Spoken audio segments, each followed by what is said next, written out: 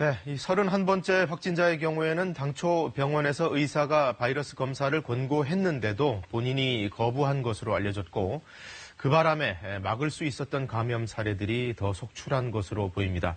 정부는 따라서 의심 환자에 대한 병원 측의 검사 재량권을 더 강화하기로 했습니다. 천효정 기자입니다.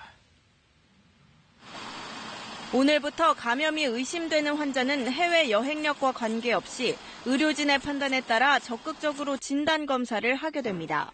지금도 의사가 의심 환자로 분류하면 진단검사를 받을 수 있지만 좀 더 명확한 지침을 줘서 혼란을 줄이는 겁니다. 또 원인 불명의 폐렴 등으로 병원에 입원한 환자들은 음압병실이나 1인실에 격리돼 코로나19 진단검사도 받게 됩니다. 확진자에 대한 격리 해제 기준도 높아집니다. 확진자의 접촉자 중에 증상이 없더라도 의료인과 간병인 등 역학조사관이 필요성을 인정하면 격리 13일째에 진단검사를 하고 음성이 나와야만 격리가 해제됩니다.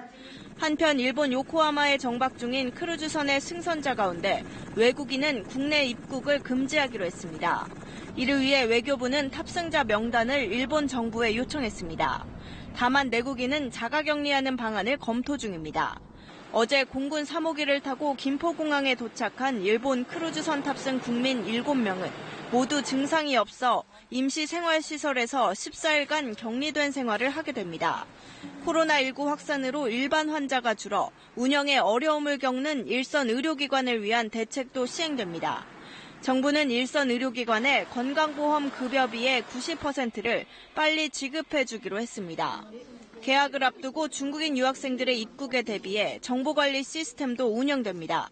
출입국 정보와 함께 자가진단 앱에 입력된 연락처와 코로나19 증상 여부 등도 대학이 직접 확인할 수 있게 됩니다.